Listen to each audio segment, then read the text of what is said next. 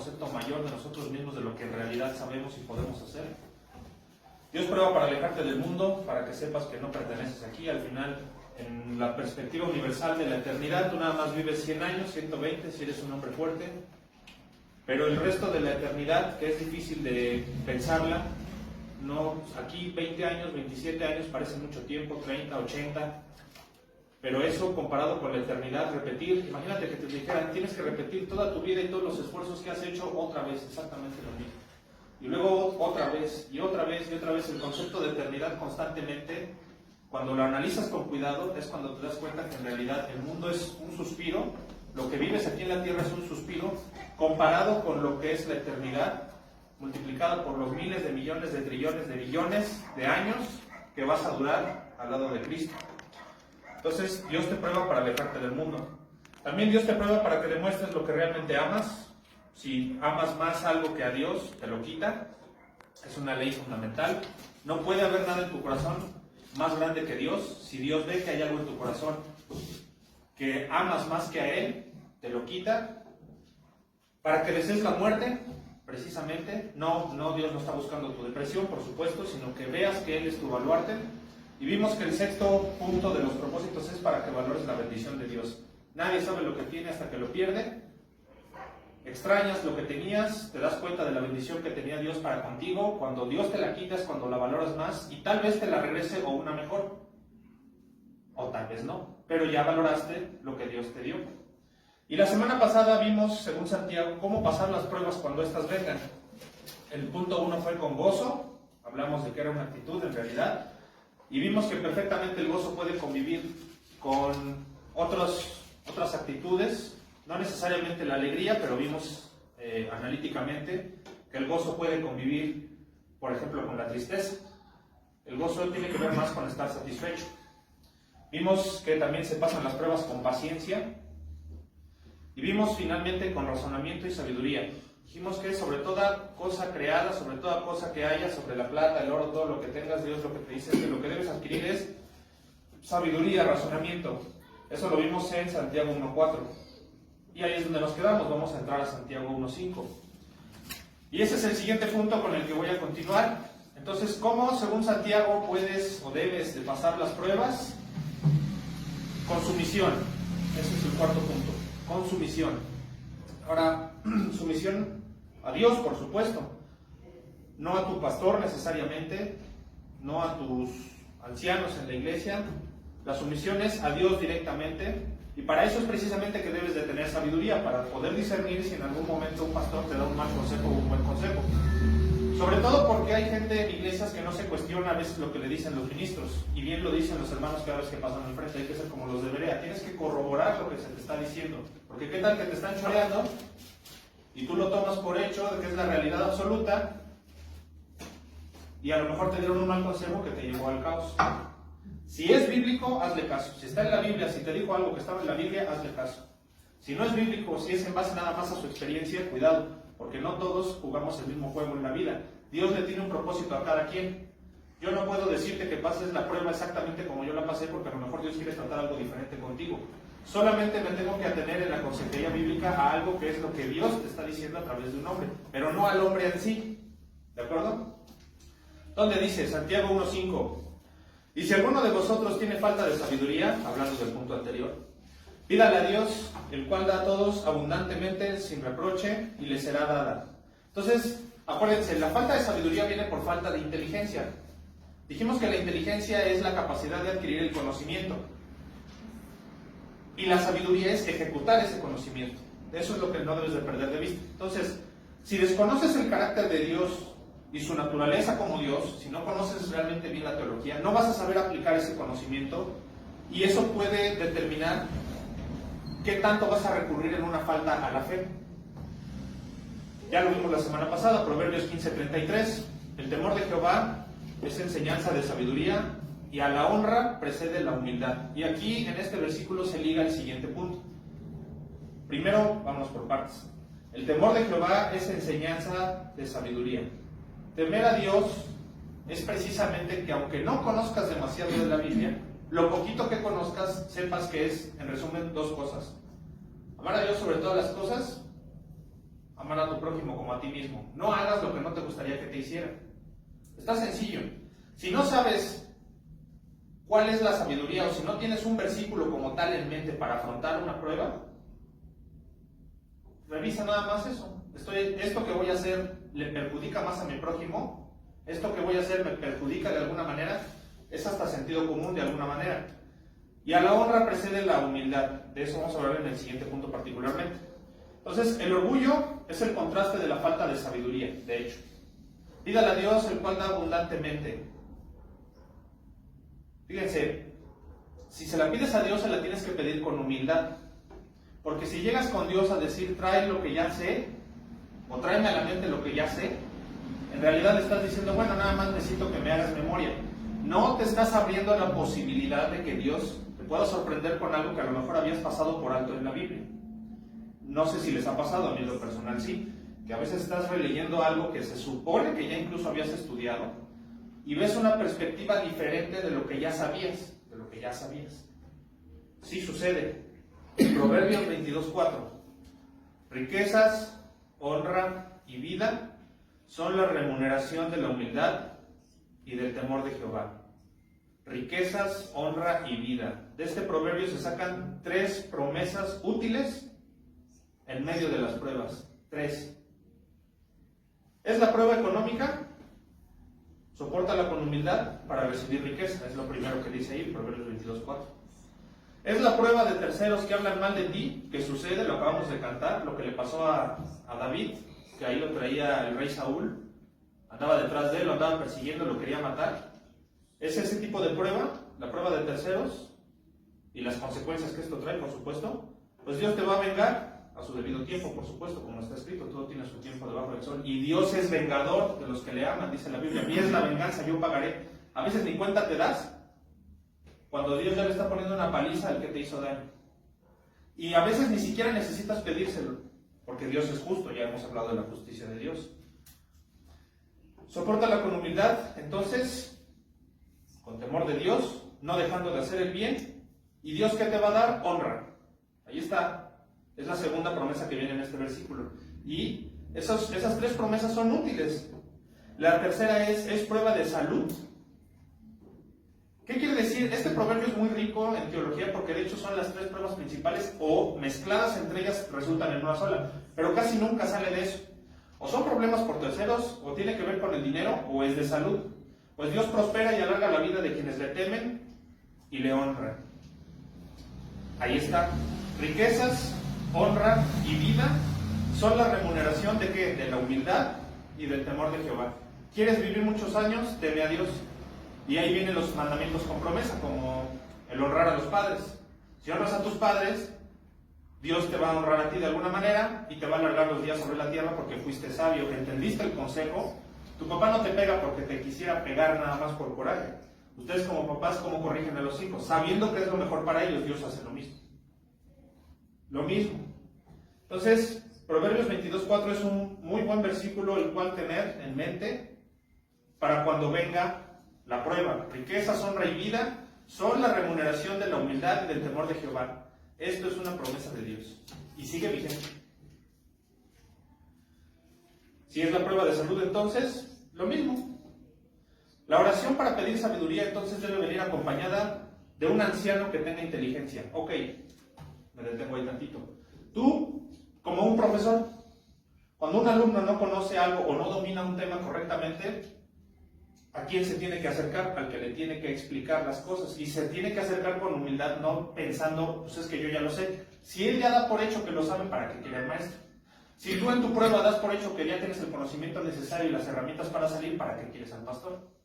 ¿Me explico? Entonces debes acercarte a los ancianos de la iglesia, a los pastores, a los ministros, o en su caso a los hermanos crecidos que sepas que tienen buen testimonio y buen acervo sobre la sabiduría de Dios. Donde dice Job 12:12, en los ancianos está la ciencia y en la larga edad la inteligencia. Las canas, se dice, no son de oquis. Las canas no son de oquis. A veces a los viejitos se les menosprecia. ya los ves ahí nada más sentados todo el día, a veces pasando el tiempo. Pero si tú un día puedes hacer la prueba, acércate a la persona más mayor que hay en tu familia, que sea, y dile, tengo un problema, aunque a lo mejor sea como una especie de buscapiés. Si suponiendo un problema de esto, ¿tú qué harías?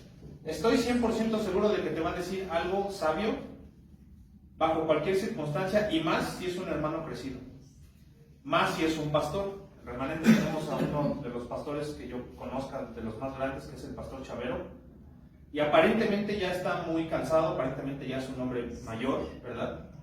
Y aún así, muchos de los consejos más duros que yo recibí en mi adolescencia vinieron de parte de él, que en esos años tenía algo así como 72, 73. Ahorita es un hombre más grande, ya no tiene la misma capacidad de orientar, porque él mismo ya empieza con el tema de la demencia senil, y aún así, por medio del Espíritu Santo, es muy probable que te dé un buen consejo. La edad no importa, por supuesto, eso ya lo hablamos la semana pasada, pero debes ir hacia los ancianos, como dice aquí Job 12:12. En los ancianos está la ciencia y en la larga edad la inteligencia. Ese mismo libro de Job afirma lo dicho años más tarde por Salomón, y todavía después lo que está diciendo Santiago ahorita en los versículos que estamos estudiando, Job 28:28. Y dijo al hombre, he aquí que el temor del Señor es la sabiduría, y el apartarse del mal, la inteligencia. Job 28:28. Esto, Job, acuérdense que es el primer libro de la Biblia, no es Génesis, es Job, es el libro más viejo. Habla incluso de los dinosaurios por ahí, casi al final del libro. ¿Y qué dice Job? Antes de que siquiera se escribiera la Biblia, Job ya estaba poniendo lo mismo que iba a decir Salomón en el Eclesiastés y lo mismo que iba a decir Santiago en el Nuevo Testamento, corroborando que Dios es inmutable, es intertestamentario. Dijo al hombre aquí que el temor del Señor es la sabiduría y apartarse del mal, la inteligencia. Entonces, tienes que estar sumiso a la idea de que si tienes falta de sabiduría, como dice ahí, se la pides a Dios, te acercas a los ancianos y ellos te podrán aconsejar, no te van a juzgar, porque ellos son igual o más pecadores que tú. Y tampoco es que vayan a ventilar el asunto a la iglesia, no se necesita. Con el hecho de que le digan a la iglesia, necesitamos orar por tal hermano porque está en una situación complicada, basta y sobra. No se necesita chisme, no se necesita murmuración. Si tú ya después te acercas a tal hermano y a lo mejor él te tiene la confianza de contarte, eso es punto y aparte. Pero basta con la oración de la iglesia. Y si nos ponemos muy exquisitos de manera teológica, basta con tu propia oración. Porque no es que el pastor esté más cerca de Dios que tú, en realidad. Tú estás exactamente igual de cerca que el ministro. La cosa es cómo ejercen la fe. Siguiente punto. ¿Cómo pasar la prueba según Santiago? Con fe. Es el punto número 5, con fe. Santiago 1 del 6 al 8. Ahí mismo, no nos hemos salido, seguimos en la primera parte de Santiago. Pero pida con fe, no dudando nada. Y ahí ya tiene mucho que decirnos el versículo. No dudando nada. Porque el que duda es semejante a la onda del mar, que es arrastrada por el viento y echada de una parte a otra. No piense pues quien tal haga, que recibirá cosa alguna del Señor. El hombre de doble ánimo es inconstante en todos sus caminos. Entonces, la fe va acompañada de oración, conforme lo vimos en el punto anterior. Ahora, la razón principal por la que nosotros venimos a la iglesia, ¿cuál es? La fe. El pilar de la teología, ¿cuál es? La fe.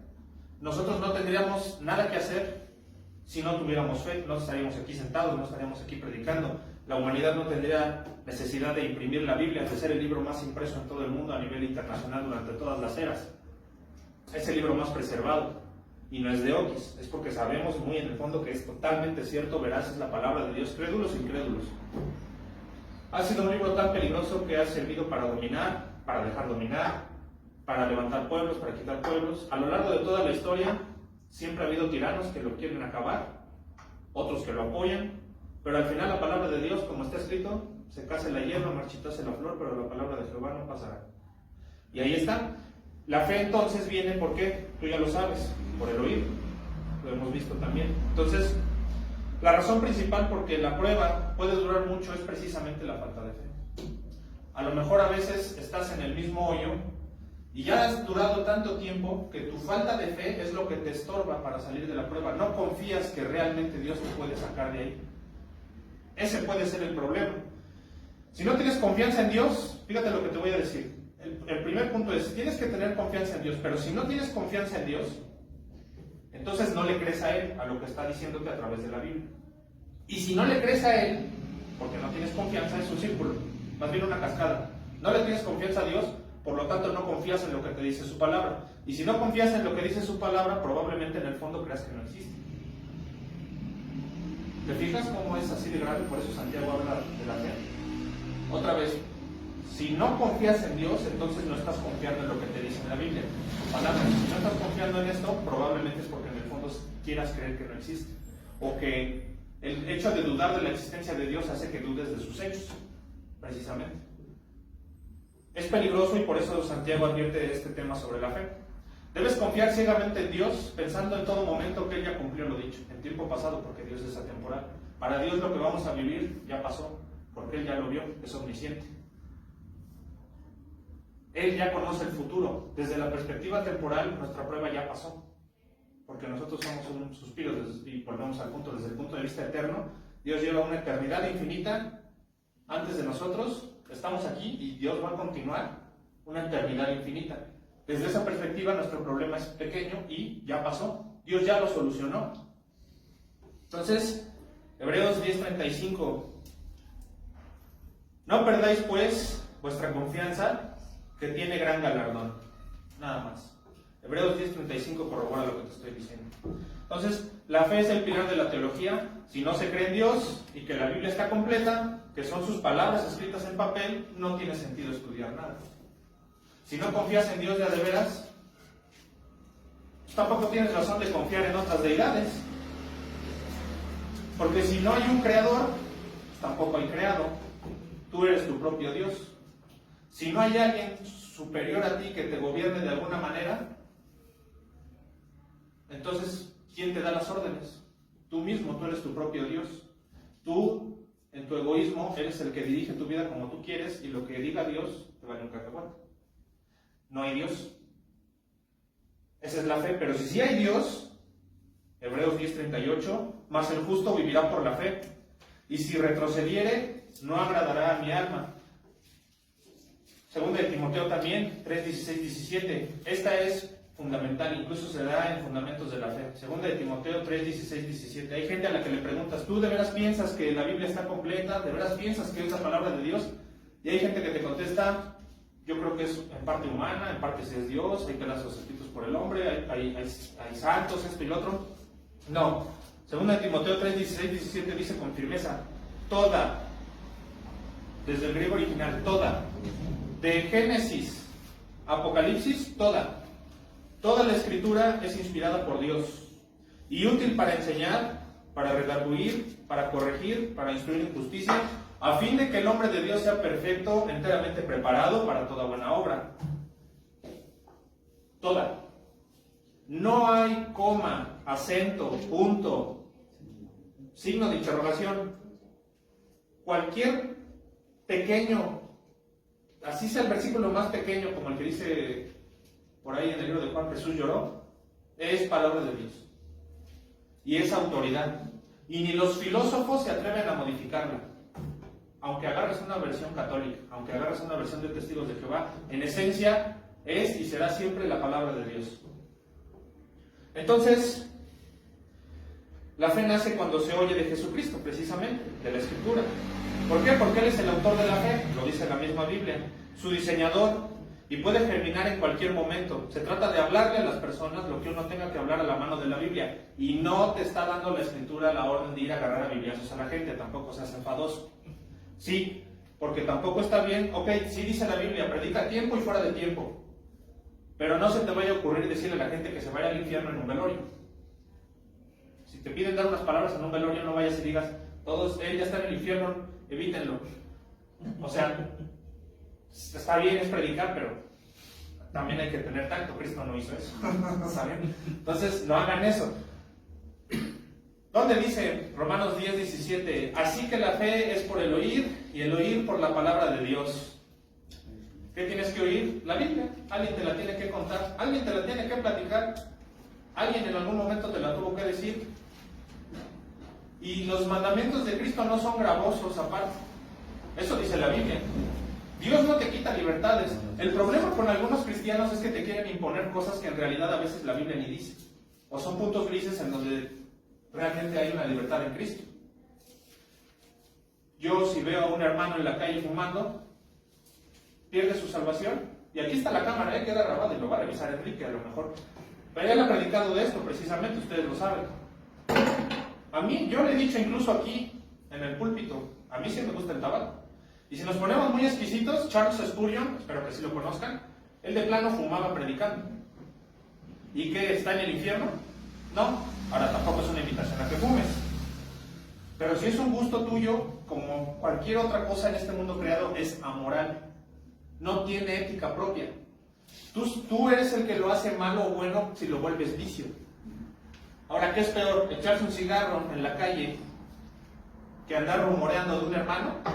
¿Qué crees que le disgusta más a Dios? Pues que andes de chismoso. Si un hermano el día del Super Bowl se toma una cerveza, ¿pierde su salvación? Lutero traducía la Biblia con cerveza porque el monasterio en donde él trabajaba era un monasterio que se dedicaba para subsistir en hacer cerveza. Y fue el padre de la Reforma. Entonces, la fe no se debe de contraponer. Por eso les decía al principio, a veces un consejo de un buen pastor es el que es bíblico, no el que es desde su experiencia. La autoridad de un pastor viene de lo bíblico, de Cristo, solo lo que dijo Cristo. ¿Sí lo ven? Así que la fe es por el oír y el oír por la palabra de Dios, solo la palabra de Dios. Hebreos 12:2, puestos los ojos en Jesús, y ahí está, el autor y consumador de la fe, el cual, por el gozo puesto delante de él, sufrió la cruz, menospreciando el oprobio, y se sentó a la diestra del trono de Dios. Como se lee en este versículo, fíjate ahí, el gozo y el sufrimiento pueden convivir perfectamente en armonía. ¿Ya viste? Y ahí está la mejor Biblia por la Biblia misma. Sufrió la cruz, bueno, en el punto B, a partir de la coma, el cual por el gozo puesto delante de él, sufrió la cruz. O sea, ¿cómo está el gozo y el sufrimiento? Sí, pueden coexistir. El gozo ya vimos que en realidad es como una especie de satisfacción, es una actitud. El gozo no es saltar de alegría en la prueba. Tú puedes llorar, Dios no se enoja con eso. No somos una silla, no somos de piedra, no somos cemento. Tenemos corazón. Y todos esos atributos que Dios nos comparte, de hecho, son atributos que Él tenía desde la eternidad pasada. Son se llaman atributos, hay compartidos y no compartidos. Tiene un nombre teológico, pero entienden el concepto. Hay atributos que no nos comparten, como la eternidad. Al menos no en este mundo. Al principio lo teníamos, Adán. Al pecar ya no. Y hay atributos que a lo mejor ni siquiera están en la Biblia. Y no los conocemos, por su eternidad, por su grandeza, por su perfección. Pero no necesitábamos saberlo, porque Él es Dios. Su capacidad creadora, su origen y demás, son misterios que le pertenecen a Él. Y no cambia en nada nuestro fundamento de la fe, que es Cristo. El mismo Dios define la fe como la convicción seria en lo que Él dice, sin que le conozcamos, como todos los patriarcas, profetas y predicadores del Antiguo y Nuevo Testamento. Y ahí sí les voy a pedir que vayan, Hebreos 11, a partir del 1. Échense un clavado por allá. Hebreos 11. Fíjate, la gente habla muy bien de Moisés, de Abraham, de Job, de Samuel, de todos los personajes que hay en la Biblia. Y ahorita, bajo este análisis en la lupa que vamos a leer ahorita, a algunos Dios ni siquiera les terminó de dar lo que estaba prometido para ellos. Mejor se murieron y no se llevaron nada, solamente para demostrar el punto de que por fe hicieron todo, aunque no recibieron nada. Nada. Porque en el mundo venidero, quién sabe cómo estén. Yo creo que sí están muy cerca de Dios. Tienen un lugar prominente. Hebreos 11. Ahí está la definición de fe por el mismo Dios. Es pues la fe, la certeza de lo que se espera, la convicción de lo que no se ve. Yo creo en Dios y yo, Abraham Núñez, nunca lo he visto así de frente. Como tú cuando enciendes el carro crees que está seguro a pesar de que es un motor que está incendiándose prácticamente enfrente de ti. Al meter gasolina se está quemando y está explotando. Parece una bomba de tiempo. Pero confías en que no te va a explotar. Esa es la fe. Tú no ves cómo está funcionando el motor de tu carro, pero llegas, lo prendes y tienes fe en que te va a llevar y te va a traer con bien. Tú nada más le metes gasolina y tal. Pero físicamente para que eso ocurra prácticamente está explotando enfrente de ti. Así literal. Son explosiones. Controladas, pero explosiones. En una de esas te puede volar. Pero tú tienes fe ciegamente en que no hay bronca. ¿Por qué en algo tan simple como un carro sí tienes fe y en algo que se te demuestra, como el hecho de que respires, que Dios sustente la tierra, que el universo se sostenga en el infinito, en el vacío, no le quieres creer a Dios? Hay más de una vez Dios te ha demostrado que existe no porque lo veas, no porque lo escuches, simplemente porque a veces te tenías que morir y no te moriste. A veces te tenías que meter en un problema y no te metiste. A veces, no sé, te pudo haber pasado algo peor de lo que en realidad te pasó y te diste cuenta y no te pasó. Entonces, no necesitas ver a Dios, literalmente, porque aparte si lo ves te mueres. No hay hombre que vea a Dios y viva. Pero sí puedes ver sus manifestaciones. Con eso basta y sobra. Vámonos a esa, ahí mismo en Hebreos 11, casi al final.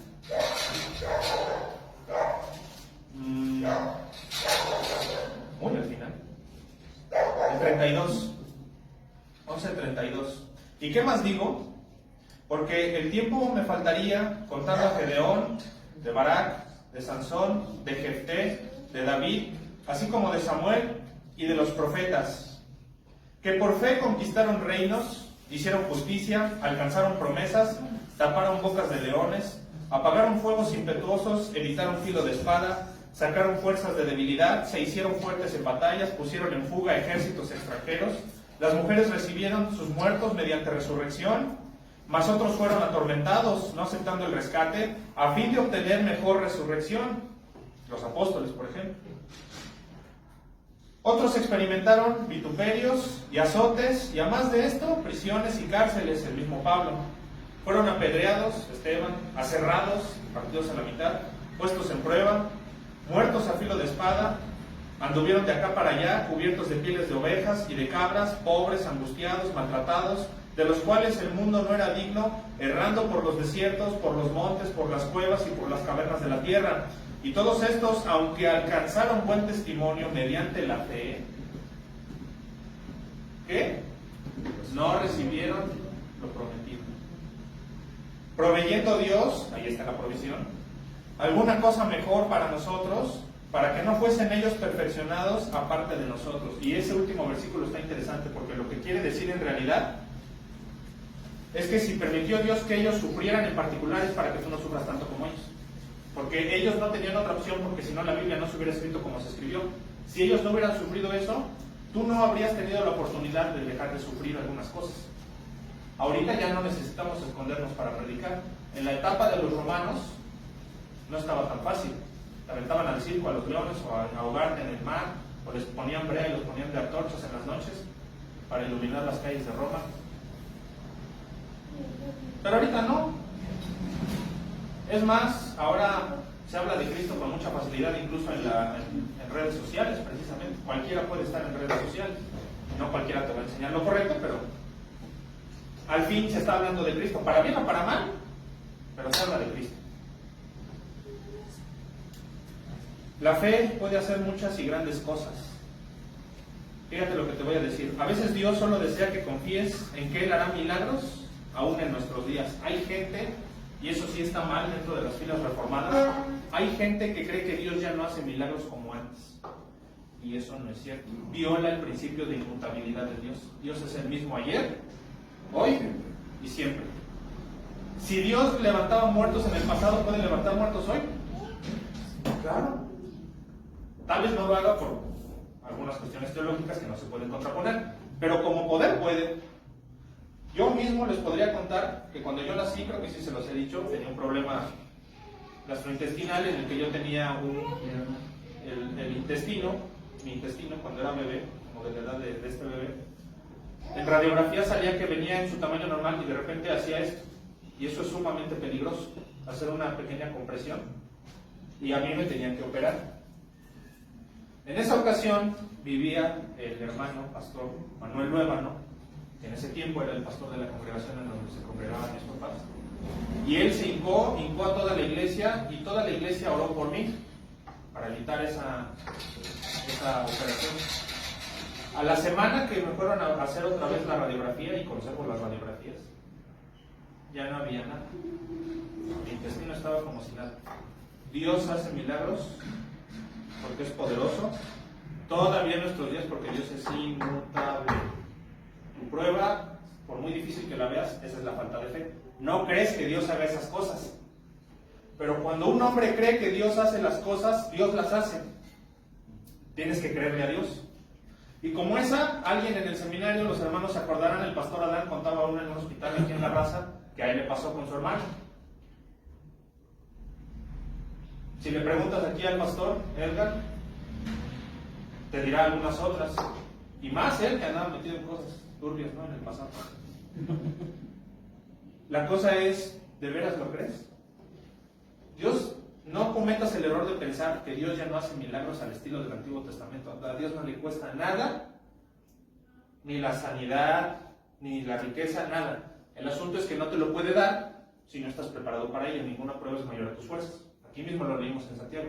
Y otra, puede ser que algunas veces no contestes esa oración porque te haría más daño del bien que te haría. Hay gente que dice, están en el hospital, se están medio muriendo, los alcohólicos de cirrosis, y dice Dios, va, te voy a sanar. Y a poco el alcohólico va a la iglesia y le da las gracias a Dios. ¿Qué va a hacer? ¿Qué es lo primero que va a hacer? A celebrar. ¿Y qué es lo primero que va a hacer? Pues ir a tomar. ¿Para qué Dios lo restaura si vaya a hacer las mismas cosas que estaba haciendo? No sirvió la prueba. Por eso también a veces los pastores tienen el discernimiento de saber si orar o no por ti, en el sentido estricto de que vamos a pedirle a Dios, no que te saque, que te muestre para qué es útil esta prueba. Porque si Dios te saca de una prueba antes de tiempo, que sí lo puede hacer, pero en realidad era para tu bien, te hace más mal. Y aún así Dios lo puede permitir para que al final veas, porque te va a volver a poner en esa prueba, ya lo vimos, para que la pases como era correctamente, y veas en retrospectiva que hiciste mal las cosas. No hay otra forma de demostrar. Él, Dios, se complace en sentirse Dios. Y eso es difícil de creer para la gente. Dios se complace en sentirse Dios. Cuando tú eres papá y tus hijos te dan autoridad, ¿qué sientes? Cuando tus hijos te honran, te obedecen y eso, ¿te sientes papá? ¿O te sientes mamá en su caso? ¿Sabes qué? Tengo buen gobierno en mi casa. Mis hijos me respetan. Acuden a mí. Imagínate si eso sientes tú como ser humano, ¿qué siente Dios cuando acudes a Él? A Dios le gusta sentirse Dios. De hecho, el hecho de que nos haya creado solamente tiene un propósito: honrar a Dios. ¿Y eso a qué te lleva? A que Dios está sintiendo ¿qué? Dios. Que Dios es Dios. Entonces, solo por eso y por su propia gloria creó el universo. Pero a la gente le cuesta creerlo. Dios quiere sentirse tú Dios. La cosa es que no se lo permites. Para su propia gloria. La falta de fe le quita ese título. Si tú no permites que Dios se sienta Dios, si tú hay un ápice en ti que dice, pues yo siento que puedo hacerlo de esta manera, ya. Ahí ya con eso ya bailaste. Mateo 8, del 5 al 13, si me acompañas, yo se los leo, pero Mateo 8, del 5 al 13. Entrando Jesús en Capernaum, vino a él un centurión rogándole y diciendo, Señor, mi criado está postrado en casa, paralítico, gravemente atormentado. Y Jesús le dijo, yo iré y le sanaré. Y respondió el centurión y dijo, Señor, no soy digno de que entres bajo mi techo. Aquí está, prueba, humildad, petición, sabiduría. ¿Ya lo vieron? Todo en un solo ejemplo. No soy digno de que entres bajo mi techo, solamente di la palabra y mi criado sanará. ¿Qué estaba diciendo el centurión? Ni siquiera, yo sé que tú eres Dios, yo sé que ni siquiera tienes que ir, con que lo digas, ya. ¿Y qué dijo Cristo? Porque también yo soy hombre bajo autoridad y tengo bajo mis órdenes soldados, y digo a este, ve y va, y al otro ve y viene, y a mi siervo hace esto y lo hace. Al oírlo Jesús se maravilló. Pausa. Fíjate, lo que está diciendo el centurión es, si yo que soy humano le digo a los hombres que se hagan las cosas y se hacen, ¿cuánto más tú que eres Dios con el simple hecho de que lo digas, se va a hacer? Eso es lo que está diciendo el centurión. Al oírlo Jesús se maravilló, versículo 10, y dijo a los que le seguían, de cierto os digo, que ni aún en Israel he hallado tanta fe. Y os digo que vendrán muchos del oriente y del occidente, y se sentarán con Abraham, Isaac y Jacob en el reino de los cielos. Mas los hijos del reino serán echados a las tinieblas de afuera, allí será el lloro y el crujir de dientes. Cuando Cristo dice esto, está diciendo los gentiles, no solo los judíos, los gentiles, los que no son hijos de Abraham, de oriente y de occidente, con esta misma fe que tuvo el centurión, porque el centurión no era judío, tenía que ser romano si era un soldado romano. Si él que no era judío estaba recibiendo las bendiciones por fe, pues todo el mundo podía recibirlo. Todavía hasta nuestros días, tú si tienes fe lo puedes recibir. Como este centurión, Señor, yo sé que si tú lo dices, se hace. Pero tienes que pedir con fe. Eso es lo que dice Santiago, porque si dudas, si el centurión no hubiera llegado así como timorato, ahí medio guangón, de, oye, échame la mano, es que yo sé que, a ver si puedes, hermano. ¿Qué hubiera dicho Cristo? Pues, exacto, a ver si puedo. Pero no, ¿qué dijo el centurión? Yo sé que si tú dices que se va a hacer, se hace, porque Cristo es la cabeza del universo. Si Dios dice, hágase, se hace, con autoridad, así firme, tajante, porque Dios es todopoderoso. Por pura teología propia, por Cristo el Padre, por Cristo y el Padre y el Espíritu Santo en una sola persona, se hace, nada más. ¿Cómo creó Cristo el universo? ¿Qué dice? El verbo, es decir, la acción, el soplo de la acción, sean los cielos. ¿Y qué dice la Biblia? ¿Se tardó un día, 2 días? No. Y fueron hechos los cielos, así, pero Dios dijo, hágase, y ¡pum! Mateo 9, 18 al 29, también ve para allá, ahí adelantito, Mateo 9, 18 al 29. Mientras él les decía estas cosas, vino un hombre principal y se postró ante él diciendo, mi hija acaba de morir. Fíjate, este hombre ya sabía que su hija estaba muerta. Y entonces tú podrías decir, ¿ya para qué va con Cristo? Pues precisamente por fe, él sabía, ¿sabes qué? Aunque mi hija, aunque fuera ya ceniza, Dios la puede restaurar. Se postró ante él diciendo, mi hija acaba de morir, mas ven y pon tu mano sobre ella y vivirá. No dudó, como dice Santiago, no dudó. Y se levantó Jesús y le siguió con sus discípulos. Tu oración se puede juntar con lo que Dios quiere para tu vida y Dios, como dice ahí, se levanta y te va a ayudar. No es que tú estés moviendo a Dios, es que era su voluntad que le pidieras y se junta su voluntad soberana con tu oración y se hacen las cosas. No es que se te haya ocurrido orar de esa manera, no es que se te haya ocurrido pedirle a Dios de esa manera, es que Dios ya desde antes de la fundación del mundo, por ser omnisciente, había puesto que en tu corazón en ese momento tenías que pedir eso para que lo pidieras con fe. También viene de Dios. Y dice aquí, y se levantó Jesús en el 19 y le siguió con sus discípulos, y he aquí una mujer enferma de flujo de sangre desde hacía 12 años, se le acercó por detrás y tocó el borde de su manto, porque decía dentro de sí, si tocare solamente su manto, no dice me voy a curar, ¿qué dice? Seré salva.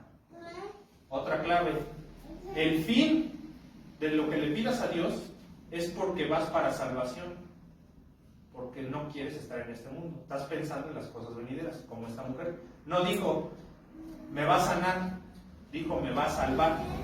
Y la salvación ya incluye el pase de todas las pruebas que tienes en esta vida. Por eso no está tan equivocado el eslogan de algunas iglesias que dice, ven a la iglesia para que se solucionen todos tus problemas. Sí, porque tu principal problema es con Dios, tu pecado es tu principal problema con Dios. Si solucionas ese problema, la guerra, desde una perspectiva total, en medio tiene batallas. Y a lo mejor en las batallas, algunas las pierdes, otras las ganas. Pero la guerra al final tú ya sabes que ya está ganada, porque ya eres salvo. ¿Sí lo ves? Cristo es el Salvador.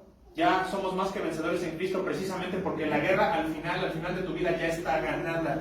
tú ya vas al cielo, tu mayor problema ya está cubierto. En realidad no tendrías otra cosa de qué preocuparte. Porque aun si te dieran un plomazo, te vas al cielo. Todo lo demás, ¿qué importa? Sigo leyendo. Si tocare solamente su manto, seré salvo. 22. Pero Jesús, volviéndose y mirándola, dijo: ten ánimo, hija. ¿Quién? ¿Tu fe? Te ha salvado. ¿Fe en qué? En Cristo. ¿A quién fue a tocar? A Cristo.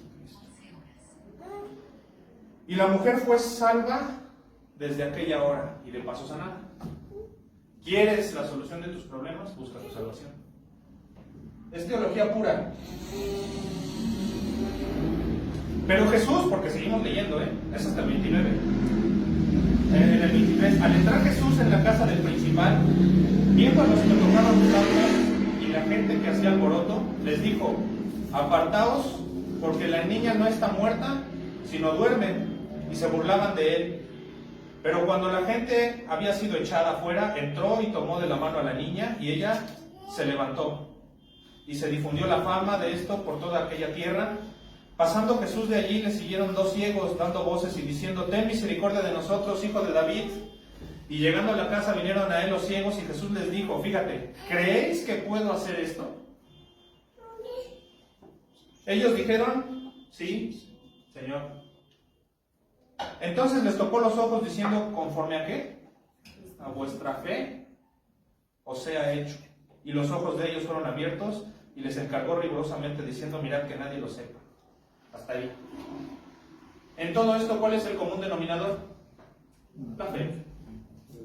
Se lo pide con fe, como dice Santiago, y me regreso tantito, váyanse a Santiago en donde estamos. Pero pida con fe, no dudando nada, porque el que dude es semejante a la onda del mar, que es arrastrada por el viento y echada de una parte a otra. Un último versículo, Mateo 17, 14 al 21. Mateo 17, ahí mismo, no nos salimos del Evangelio. 17, del 14 al 21. Cuando llegaron al gentío, vino a él un hombre que se arrodilló delante de él. ¿Cuál es otro común denominador? ¿Ya se fijaron cómo le piden las cosas a Dios? Con humildad.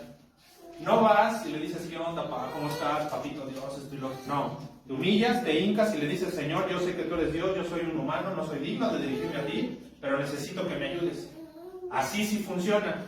Si le pides con orgullo, pues con orgullo te va a contestar el Señor, porque Él sí tiene derecho a sentirse orgulloso porque Él es Dios. Esa gente que dice: le reclamo a Dios mis bendiciones. ¿Qué diferencia a decir: me voy, me hinco y le pido: ¿sabes qué, Dios? No puedo. Esa es la humildad. 14:21. Entonces se arrodilló delante de él diciendo: Señor, ten misericordia de mi hijo, que es lunático y padece muchísimo. O sea, estaba medio mal de las facultades mentales. Pudo ser muchas cosas. La palabra es lunático, pero pudo ser alguien con síndrome de Down, pudo ser alguien de cualquier forma, ¿no? Y padece muchísimo, porque muchas veces cae en el fuego y muchas en el agua. Y lo he traído a tus discípulos, ¿pero qué? No le han podido sanar. ¿A quiénes? Iban al hombre, es lo que te decía hace rato. Sí, el hombre, un buen consejo de un hombre te puede ayudar, pero tienes que ir a Cristo. Agárrate de Cristo, no de los hombres. Respondiendo Jesús dijo: oh generación incrédula y perversa. ¿A quiénes volteó y les dijo esto? A sus discípulos. ¿Los regañó? Oh generación incrédula y perversa, ¿hasta cuándo he de estar con vosotros? ¿Hasta cuándo os he de soportar? Traédmelo acá. O sea, a ver, ya ahorita. Y reprendió Jesús al demonio, el cual salió del muchacho, y éste quedó sano desde aquella hora. Viniendo entonces los discípulos a Jesús aparte, dijeron: ¿por qué nosotros no pudimos echarlo fuera? Jesús les dijo: ¿por qué? Por vuestra poca fe. Y eran los discípulos, lo estaban viendo. No necesitaban verlo, pero aún viéndolo, no creyeron que Cristo, por su poder de Él, a través de ellos podían ayudar. 6 y último. ¿Cómo voy a pasar las pruebas? Según Santiago, con un espíritu humilde. Ya vimos ejemplos, con un espíritu humilde. Volvemos a nuestro tema principal, Santiago 1, ahora del 9 al 11. El hermano que es de humilde condición, gloríese en su exaltación, pero el que es rico, en su humillación, Porque él pasará como la flor de la hierba, porque cuando sale el sol con calor abrasador, la hierba se seca, su flor decae, y perece su hermosa apariencia. Así también se marchita el rico en sus empresas. Entonces, la humildad a menudo se confunde con pobreza. Ser humilde no es ser pobre. Has vivido engañado toda tu vida. La humildad también es un estado de ánimo, hermanos. No es que estés bien fregado. Una actitud, un sentimiento, ese sí es un sentimiento. Ser humilde tiene que ver con un sentimiento. ¿Cómo me siento hacia los demás? ¿Me siento superior hacia los demás o me siento a su mismo nivel? ¿Cómo es? Yo no soy más que nadie. Yo no soy más que el pastor. Yo no soy más que el hermano Víctor. Yo no soy más que el hermano Fede, que la mamá de Andrés, que los hermanos que acaban de llegar. Todos tenemos un piso parejo desde esa perspectiva. Y todos somos igual de pecadores. Por cuanto todos pecaron, están destituidos de la gloria de Dios. Todos parejos. Aquí y John MacArthur allá en Estados Unidos a estas horas, que está dando también predicación. Todos comemos, vamos al baño, los enfermamos. Nadie es más que nadie. Nadie. Es más, Cristo mismo se tuvo que hacer ¿qué? Hombre. Para no ser más que los demás. Y consideró a los demás mayores que él, de manera tal que le lavó los pies a los discípulos. Siendo que él era Dios.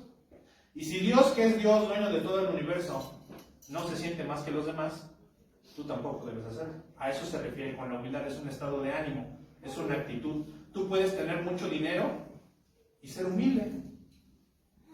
No necesitas, dice un dicho mexicano, como serías, no lo voy a decir cómo es, pero voy a cambiarlo por sinónimos. Puedes ser fregón sin fregarte a los demás. ¿No lo han oído? Y es muy cierto.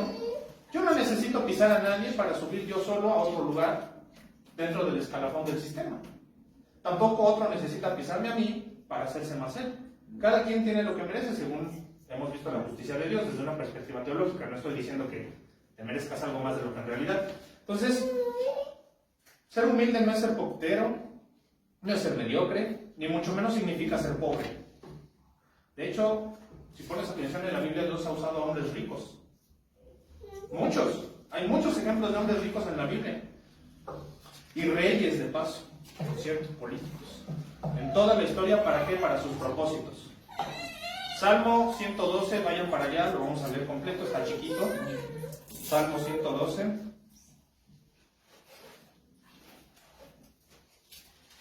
Los espero. Salmo 112. Dice así. Fíjense, aquí también, bien, así como Santiago nada más vimos igual 10 versículos, de aquí podría salir otra prédica completita de 3 ocasiones. Bienaventurado el hombre que teme a Jehová, y en sus mandamientos se deleita en gran manera. Su descendencia será poderosa en la tierra, la generación de los rectos será bendita. Bienes y riquezas hay en su casa, y su justicia, ¿qué? Permanece para siempre. Resplandeció en las tinieblas luz a los rectos, es clemente, misericordioso y justo. El hombre de bien tiene misericordia y ¿qué? Presta. Gobierna sus asuntos con juicio, por lo cual no resbalará jamás. En memoria eterna será el justo. No tendrá temor de malas noticias. Su corazón está firme, confiado en Jehová. Asegurado está su corazón, no temerá, hasta que vea en sus enemigos su deseo. Reparte, da a los pobres, su justicia permanece para siempre. Ahí también habla de Cristo. Su poder será exaltado en gloria. Lo verá el impío y se irritará. Crujirá los dientes y se consumirá. El deseo de los impíos perecerá. Habla de dos cosas. En ese tiempo David sabía que había de venir Cristo, pero no estaba hablando de Cristo, estaba hablando del justo. Cualquier cristiano que sería justo. Y al mismo tiempo sí está hablando de Cristo cuando había de venir. Pero realmente hay bendiciones que le corresponden a Cristo que no te correspondan a ti, a través de la salvación. Él es el hermano mayor, primicia de los que resucitarán. Si tú vas a resucitar, tienes las mismas bendiciones que Cristo tuvo desde la perspectiva de la salvación. Todo, ¿Por qué? Porque Cristo de hecho está quitándose él su vestidura de justicia y te la está dando a ti. Y tu vestidura de maldad Él se la puso para morir en la cruz. No es muy difícil de entender, en realidad. Entonces, el Salmo 112 demuestra que Dios no está peleado con el dinero. ¿Ya te fijaste? Dios no te está pidiendo que estés fregado, para nada. Sino con quienes ponen al dinero como su Dios. ¿Ya lo viste? Dice, y lo verá el impío y se irritará, crujirá los dientes y se consumirá. Dios no está peleado con el dinero, ni con la persona que tiene el dinero. Está peleado con la persona que hace del dinero su Dios. Ya hemos hablado del dinero, no me voy a detener mucho en esto. Pero en realidad el dinero, Dios, como se los he dicho, es amoral, como la mayoría de las cosas. Eclesiastés 10:19, ¿dónde dice? Porque están acostumbrados a un versículo. Ahí les va el versículo, por supuesto. No lo digo yo, lo dice Dios. Eclesiastés 10:19. Por el placer se hace el banquete y el vino alegra a los vivos y el dinero sirve para todo. Ahí está. Para todo dice, ¿eh? Estás enfermo, te da cáncer, Dios no lo quiere, toca madera. ¿Qué te va a ayudar? Tienes que pagarle a un médico. El dinero.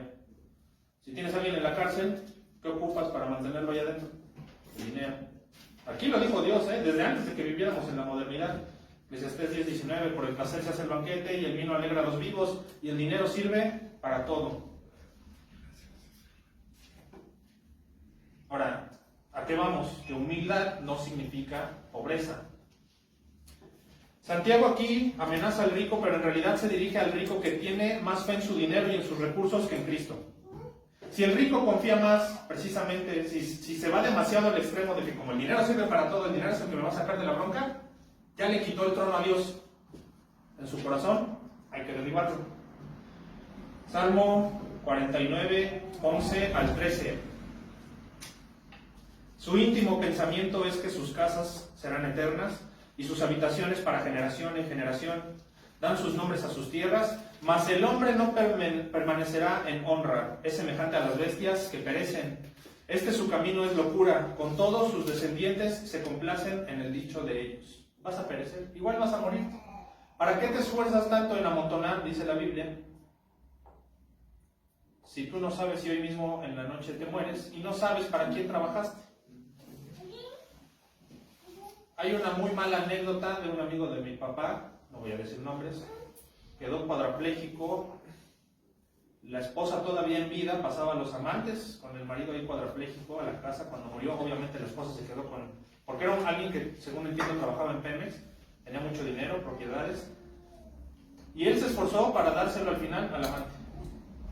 Creo que el amante era el chofer, y el chofer no tenía ni estudios.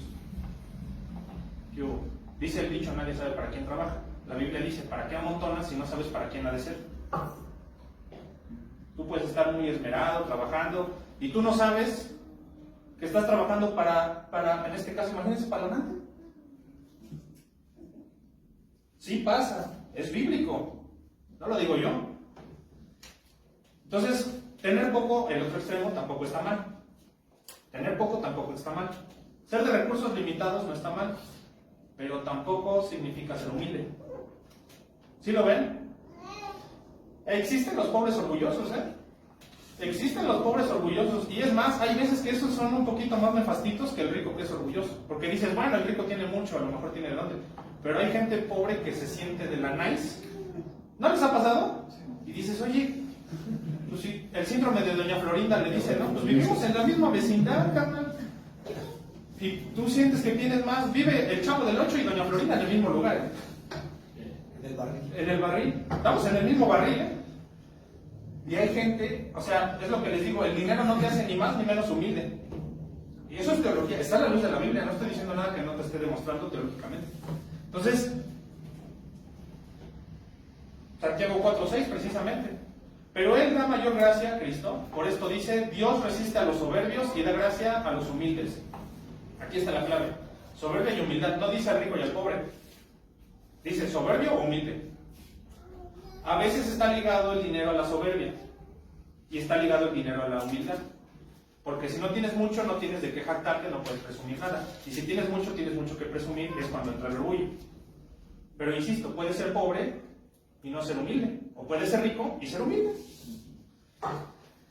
Primera de Pedro 5:5. Igualmente, jóvenes, estad sujetos a los ancianos, nuevamente el consejo, y todos sumisos unos a otros, revestidos de humildad. Porque Dios resiste, otra vez lo mismo, a los soberbios y da gracia a los humildes. Y está escrito muchísimo después. Entonces, tener poco dinero, siendo un hombre justificado por Cristo en realidad, con eso poco vas a saber vivir. Ya lo vimos, con sabiduría. Con eso poquito. Lo mismo si Dios le da mucho, porque está en la misma sintonía con Dios. ¿Sale? Entonces, Dios está en control. Y esto de determinar, si tú en tu mente un día tienes mucho dinero y con el simple hecho de que pienses que Dios está al control de tu dinero, ya es humildad. Porque ya le estás dando su lugar a Dios. Gracias a Dios me dio vida para producir lo que estaba produciendo. Con eso, ya es darle lugar a Dios que le pertenece, humillarte de alguna manera y te quita la soberbia en automático. No es difícil. No es difícil. Cuando a mí me preguntan, porque me lo han preguntado, oye, tu esposa y tú viven muy bien para ser jóvenes, le digo, pues bueno, gracias a Dios. Yo no. Yo ni trabajo tengo. Y vivo como si tuviera trabajo, Gracias a Dios me va sacando que un proyecto de repente, de ingeniería, lo hago, lo firmo y me cae una buena cantidad, la voy dosificando, doy mis cursos de ingeniería. Y no tengo un trabajo estable. Sí tengo trabajo desde la perspectiva de que sí hago cosas, o sea, no tampoco estoy de flojo ni cantón, ¿verdad? Porque eso sería ser flojo, nada tiene que ver tampoco el trabajo con la flojera, eso es otro tema, pero Dios te va a bendecir, va a proveer, y eso ya lo vimos, riqueza y honra hay en la casa del justo. Y alguien que me visite que no me conozca diría que trabajo en Pemex o en CFE, pero no, la neta es que no. La verdad es que no. Pero Dios pone que ofertas en el cereal, que ahora en la carne, y me voy así topando con cosas que hacen que viva como si tuviera el dinero que en realidad no tengo. Entonces, sí pasa, se los digo de experiencia, aquí estoy yo. De verdad que sí, la fe, ya lo vimos. Yo tengo fe en que Dios me va a sustentar, no importa. Dios me va a sustentar, ¿cómo le va a hacer? No es mi problema. Porque si fuera mi problema, entonces sí me debería de preocupar. No, hombre, imagínate, no, yo no estoy capacitado. Pero como no es asunto mío, porque si yo hago o dejo de hacer, Dios está al control, descanso en la fe de que mi Dios está al control de mi situación. Así de sencillo. Eso te debe de dar paz en la noche, como el centurión. Yo sé que con que tú lo digas, será hecho. No necesito otra cosa. Mi confianza está en Cristo y ronco. Y ronco.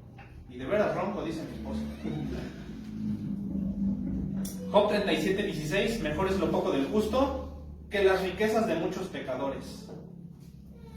Salmo 49:9, los que confían en sus bienes y de la muchedumbre de sus riquezas se jactan, ninguno de ellos podrá de manera alguna redimir al hermano ni dar a Dios su rescate. Su problema principal era la salvación. Ya está. Entonces, fíjate lo que te voy a decir, la pobreza en realidad es sinónimo de pobreza espiritual. El dinero es amoral, el creyente tampoco está obligado, fíjate lo que te voy a decir, el creyente no se confunda, muchas iglesias te dicen, es que entonces tienes que golpearle la cara a ¿cómo se llama a Mamón con ofrendas para que vea que no estás apegado al dinero. No. Dios tampoco te está obligando a que busques ser pobre. Hay iglesias que tergiversan esto y de ahí sacan un montón de ofrendas, Es que para que demuestres que no amas el dinero, ofréndalo al Señor y se te va a multiplicar por 10 y ¿de dónde sacan eso? Y aparte confunden lo que era sacrificio con diezmo, con ofrenda. Lo mezclan todo, lo ponen en uno solo, es sinónimo y vámonos. No es cierto. Ya vimos que hay diferencia entre todo. Una cosa son los impuestos, la ofrenda es de corazón y, o sea, ya hemos analizado, no voy a tener eso. Entonces, cuando la meta es salir de pobre, fíjate lo que te voy a decir. Cuando tu meta es salir de pobre, en lugar de crecer como Dios quiere, otra vez el dinero ya está tomando el lugar de Cristo. Por eso Dios pone constantemente pruebas económicas, en algunos casos. Si tu meta ya es a ver cómo le hago y empieza la preocupación, empiezas a hacer a Dios chiquito, ¿cómo le voy a hacer? ¿Qué está pasando? Ahora tengo que buscar esto, tengo que buscar lo otro. Tranquilo, serénate. Mientras tu meta sea seguir a Cristo, Cristo te va a proveer. Mateo 6, 20, 21. Si eres hijo de Dios, pues Dios, como tu papá, te va a ayudar. Sino haceos tesoros en el cielo, donde ni la polilla ni el orín corrompen, y donde ladrones no minan ni hurtan, porque donde esté vuestro tesoro, ahí estará también vuestro corazón. Donde está tu tesoro, está tu corazón. Si tu tesoro es hacer dinero, ahí está tu corazón. Le quitas el lugar al trono de Dios. Si tu tesoro está en tus papás, en el caso de los hijos, se los puede llevar Dios, porque no puede ser que ames más a tu familia que a Dios. Si tú mismo eres tu propio, de alguna manera, si te amas demasiado en exceso a ti mismo, también le estás quitando el lugar a Dios. Cualquier cosa que ames más que a Dios, ya bailó. Entonces, tu meta no debe ser salir de pobre. Tu meta debe de ser seguir a Cristo. Si sigues a Cristo, vas a salir de pobre en automático. ¿Dónde dice eso? Soy raro, pues Mateo 6, 25, ya lo sabes. Vamos para allá, por favor. Ahí sí, échense un clavado. Mateo 6, 25. ¿Qué dice? De ahí en adelante. Por tanto os digo, no os afanéis por vuestra vida, qué habéis de comer o qué habéis de beber, ni por vuestro cuerpo, qué habéis de vestir. ¿No es la vida más que el alimento y el cuerpo más que el vestido? Les está diciendo Jesús. Mirad las aves del cielo, que no siembran, ni ciegan, ni recogen en graneros, y vuestro Padre Celestial las alimenta. ¿No valéis vosotros mucho más que ellas? ¿Y quién de vosotros podrá, por mucho que se afane, añadir a su estatura un codo? Y por el vestido, ¿por qué os afanáis? Considerad los lirios del campo, cómo crecen, no trabajan ni hilan. Pero os digo que ni aun Salomón, y tú conoces a Salomón, que ni aun Salomón con toda su gloria se vistió así como uno de ellos.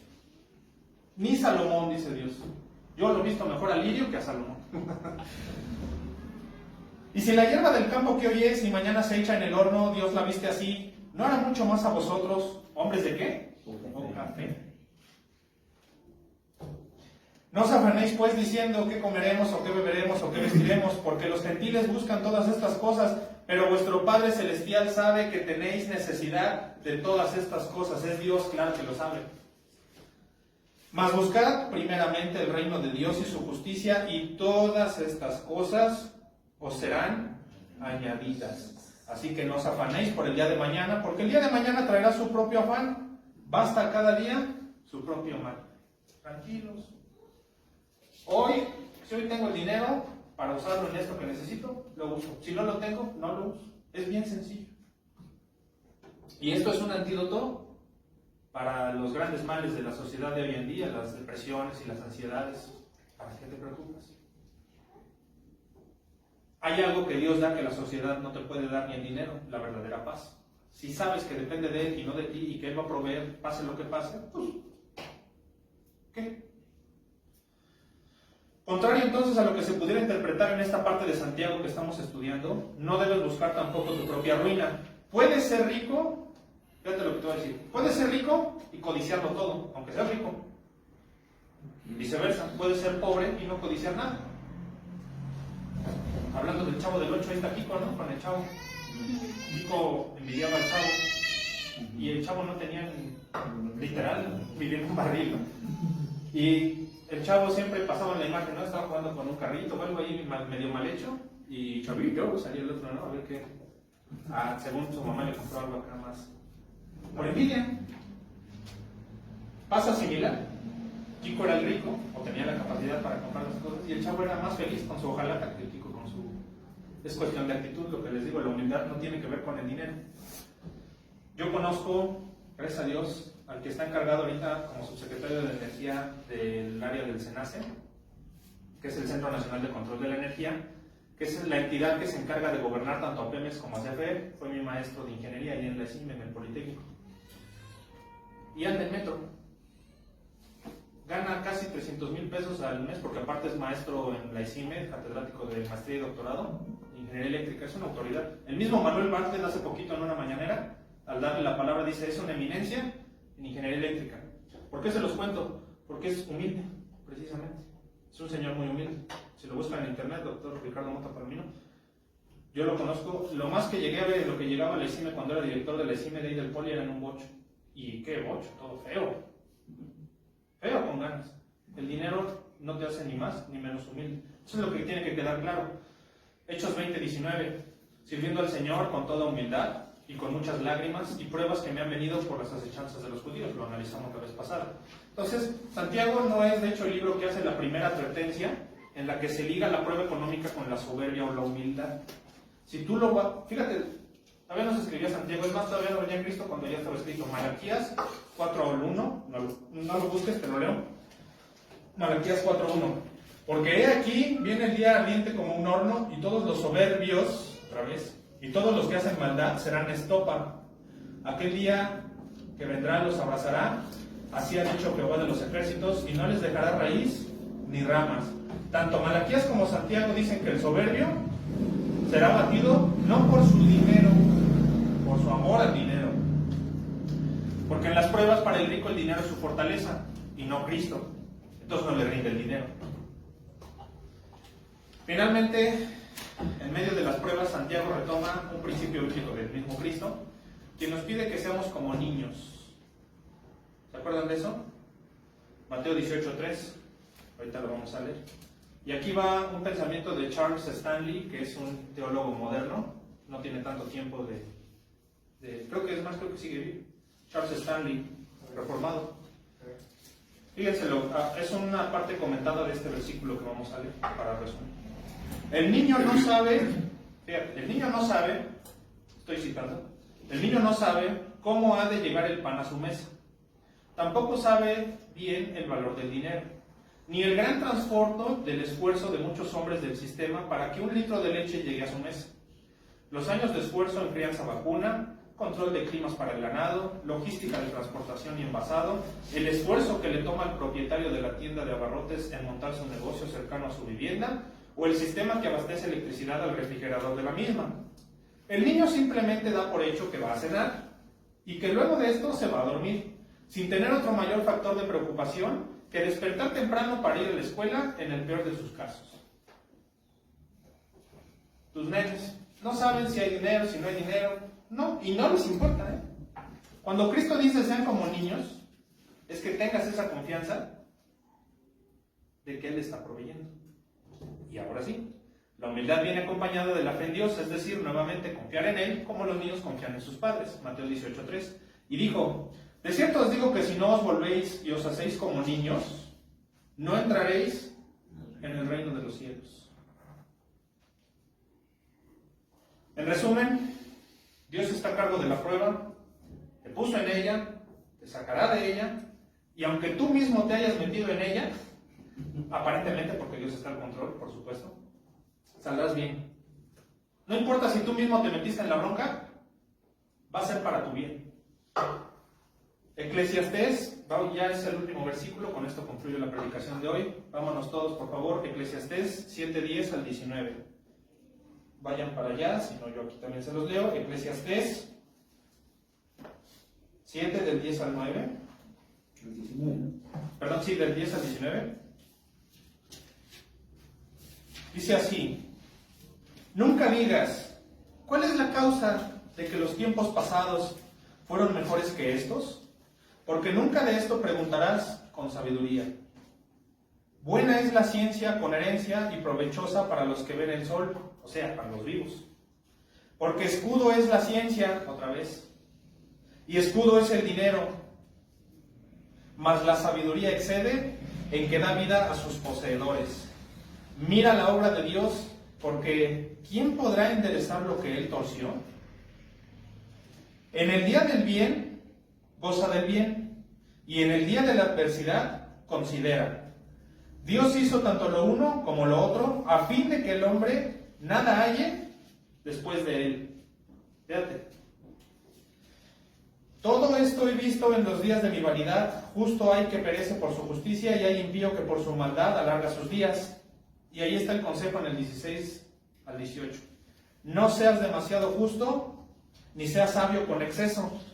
¿Por qué habrás de destruirte? No hagas mucho mal, ni seas insensato. ¿Por qué habrás de morir antes de tu tiempo?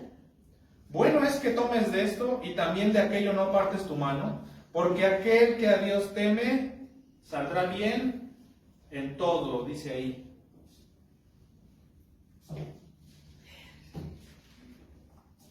Esto se corrobora, por supuesto, en el Nuevo Testamento, allá con Pablo en Romanos 8, que todas las cosas ayudan a bien.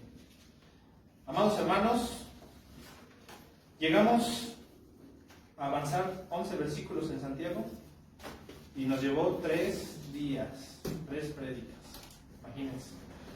Entonces, quédense con esto, ya tienen toda la información necesaria. Terminé en tiempo, las 11:30. Voy a darle paso ya a mi hermano Víctor. Que Dios los bendiga y que sea información